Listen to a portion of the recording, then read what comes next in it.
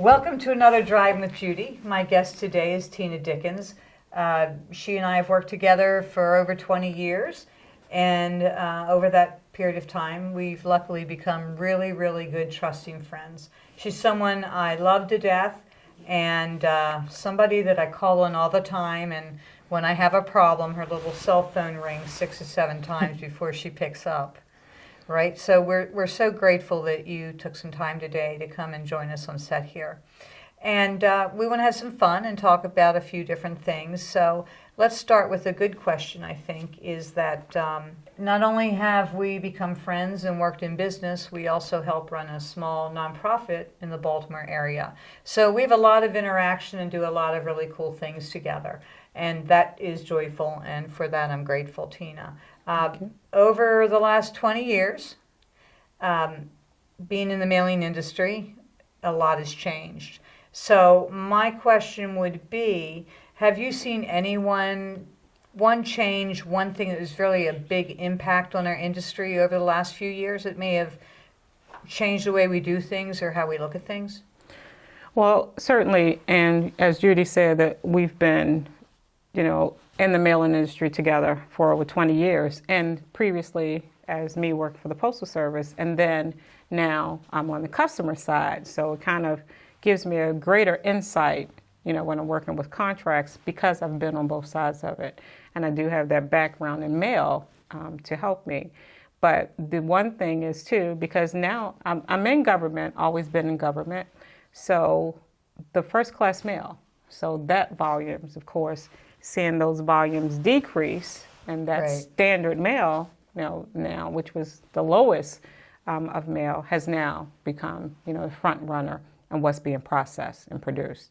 And with the incept of intelligent mail, so that has been huge. And actually, my use of that product has actually won me an award with the U.S. Postal Service in 2016. Yes, it did. Yes, for implementing those processes, and that it allowed my government, my agency, to see, millions of dollars in savings in each new thing that we implemented, each new process. Because when you knew that intelligent mail was coming, instead of going right out at the point waiting till it became a requirement, I actually went out and said, let's change this, let's make it a requirement right now. So we kind of was ahead of the curve, so to speak. So it's been awesome for us.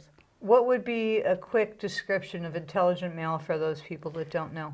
So let me explain that. So the intelligent mail barcode is the new product that the Postal Service put out. It actually came out, I believe, in 2008. So someone will correct me if I'm wrong, but what that does is, whereas if you remember, there used to be a PostNet barcode that was on all mail pieces, and that barcode was a smaller, all straight bars. Well, the Postal Service actually created a new barcode that actually has 65 characters. And so where before it just kind of had what that zip code was, this new barcode actually has intelligence in it to tell you the class of mail, the mail owner, a unique identifier for each mail piece, the class of service that you want to use, the zip code +4 plus a check digit on the end. Right. So it contains way more information than the PostNet barcodes that were provided. Right, and so when you get mail at home, you have stamps, you have the red meter, and you always see a little barcode on most of the pieces of mail. And the intelligent mail barcode, instead of all the same size bars, it'll look more like a picket fence that's sort of hit a bad storm. It's big and small and big and small. And so that's a great tracking piece for mail.